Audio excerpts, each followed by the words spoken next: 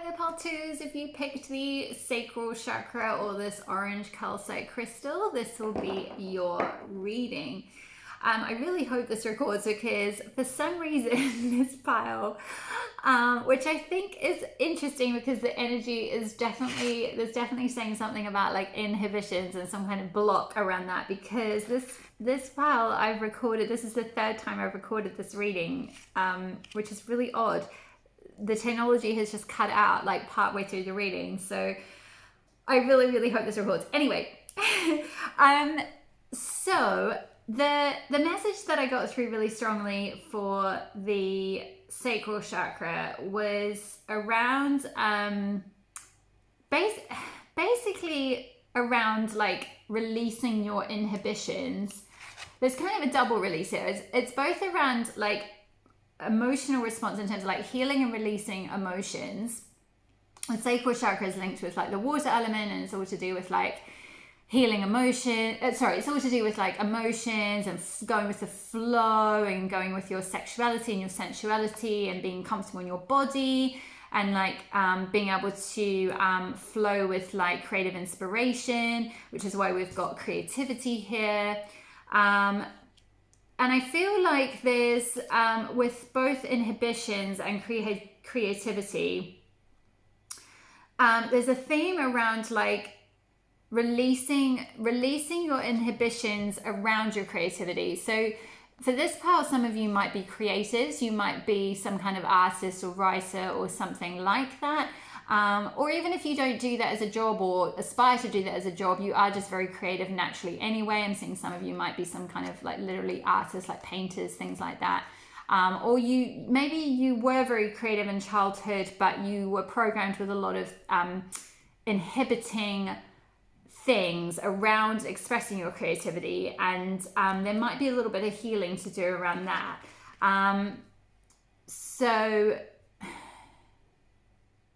Yeah, there's definitely this message of like with self-heal and ripple outward, and with this water here and then emotional response, we've got cups, which is linked with water element as well in tarot.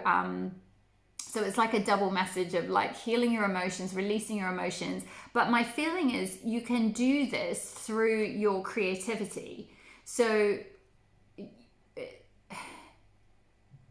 it's like it will be a dual healing process, because you will be able to release your inhibitions. If you can release your inhibitions and tap into your creative self, that will be very healing for you, and it will help you heal your emotions. I'm just thinking of like, I mean, so many of the best love songs and things like that in the world are from, potentially quite painful situations and things, and it's because they resonate for a lot of people, because so many people have been through that. So I feel like that will be very healing.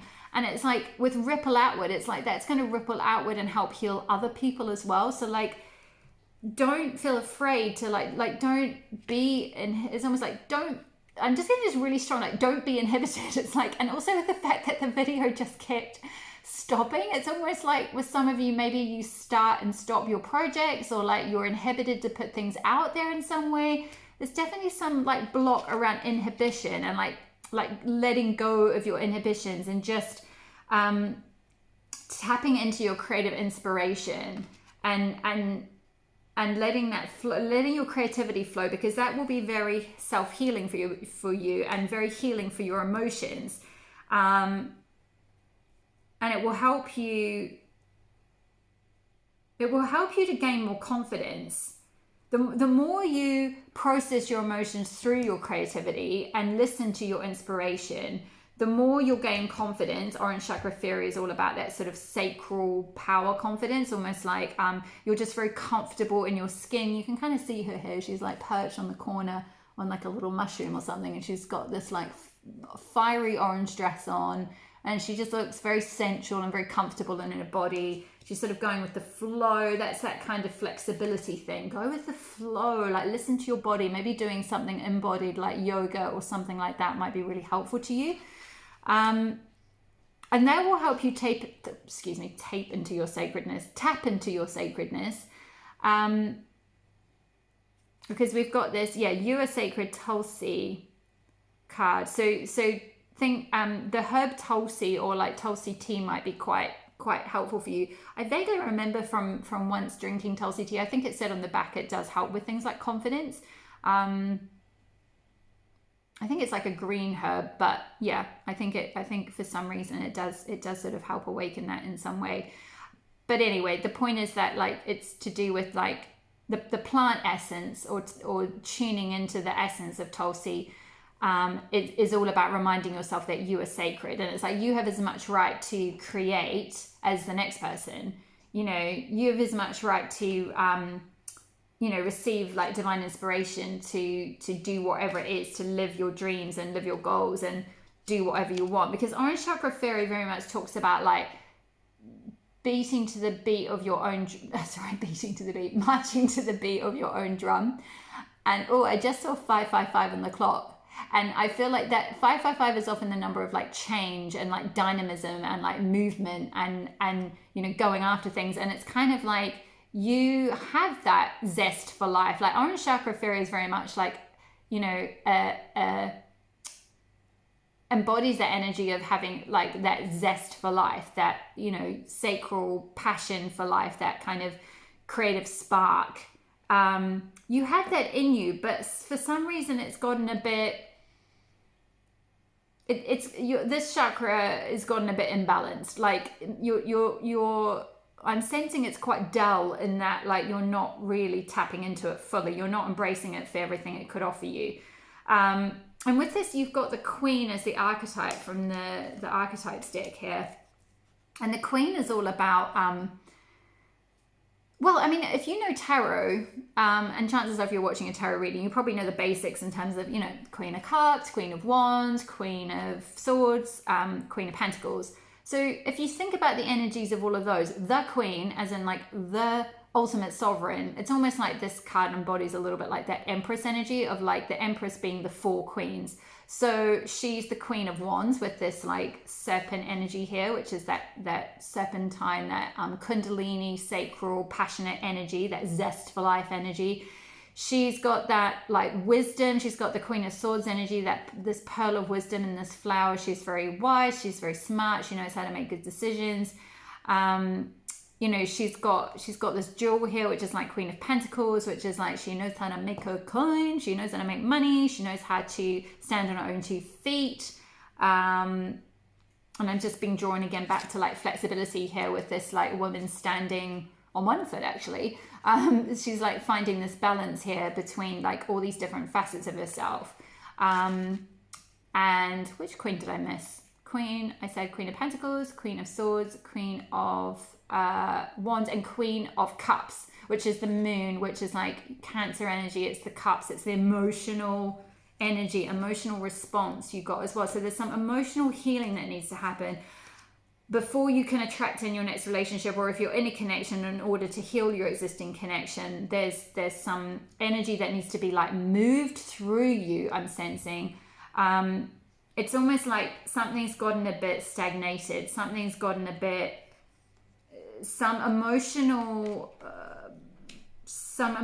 energy that needs to be processed and used in some ways, in a creative way. I feel like will be very healing if you can create from it, if you can use that, transmute those emotions through creativity. But first you've got to give up these inhibitions, whatever they are. There's some kind of block that's like that. It's sort of here. It's like stopping this from happening. This bit here. You've got the inspiration. I feel like you've got the zest for life. You've got this queen energy in you. You're passionate. You're Queen of Wands. You've got everything. You've got this dynamism and this also this strong spirituality. Queen of Wands is often a very like spiritual and that like divine feminine sense, very goddessy, very connected with her divine essence. But there's just a little bit of like healing that needs to happen around like your emotional responses or like your emotions. Maybe something in a past relationship or something from childhood, something related to maybe these inhibitions that's caused you to slightly like I'm hearing like block up the, it's like you've blocked up the sink so that the water can't flow through, so that the divine inspiration, you're kind of getting it and it's coming down, but then it's not coming out of you. It's not that healing is not coming out of you and rippling outwards. And if you can drop these inhibitions and let that process happen naturally by using your emotions to create and using your natural creativity, because I feel like for many of you, you've got the impulse, but you're like judging it with these inhibitions, or there's something that's sort of blocking you from releasing it. And it's quite important that you find out what that is and you release it and use your creativity to release this emotion so that that's not stagnating in you anymore. And that will just allow you to radiate that beautiful, zesty, passionate, luscious energy and be in your sort of queen sovereign self, and you'll attract in whatever you want, whatever that is. If it's a relationship, great, you'll attract that in. I don't sense for this pile you have any trouble with that.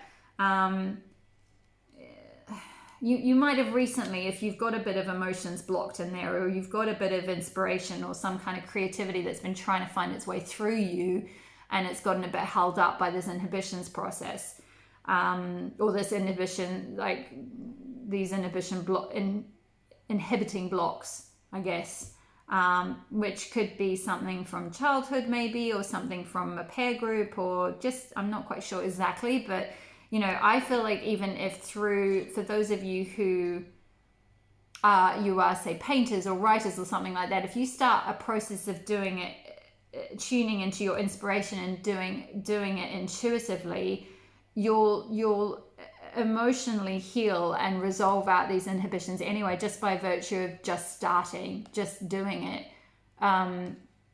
just creating I feel like for this pile, it's like create for creativity's sake, not in order to like get something or to get a response or get validation or get money or get status or anything like that, but just to create because you're a creator, and create because the inspiration is coming to you, and create because there's emotions that need to flow and energy needs to flow, and you'll heal by virtue of just starting. And it might be that something that starts off as this tiny little, like a sketch in your journal pad, or a stream of consciousness journal article, or just writing in your journal, literally stream of consciousness style, like you can do sort of something like Julia Cameron's morning pages or something like that, where you just write, like you can even start off being like, this is stupid, I don't even know why I'm writing this, I don't even know where this is going, and just let the initial, because I feel like with the that drain being blocked, or the sink being blocked analogy or metaphor, it's like you're gonna need to let a little bit of stuff purge out first. So just let that come out and then see what comes out as a result. But I feel like I feel like creativity will be very healing for you. And it also might lead to something like, you'd never know. It might lead to your next relationship or next love, or just by virtue of being in that energy, you might attract someone who is also quite creative, or who comes to buy your art, or you just never know. Don't do it for that reason. Do it, like I said, do it for creativity's sake. If you're doing it to get something like that, like to get a relationship out of it, then it loses its, that's kind of manipulating it. That's not going to work. It needs to just be your own healing process to heal yourself and to heal your emotions, and then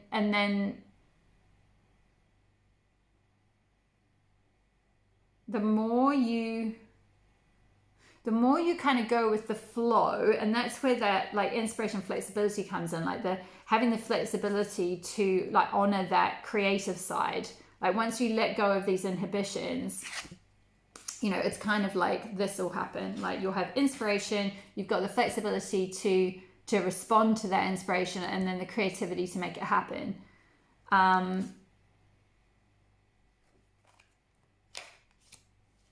that will bring you back into that. It'll give you that zest for life back. It'll give you that passion back. Because I feel like that's there, but it's just a bit like dull at the moment. It's dulled down slightly, and that's the chakra that just needs a little bit of balancing in terms of like honoring that creative side of yourself and that emotional flow side of yourself, and honoring that those emotions need to flow through. And then you'll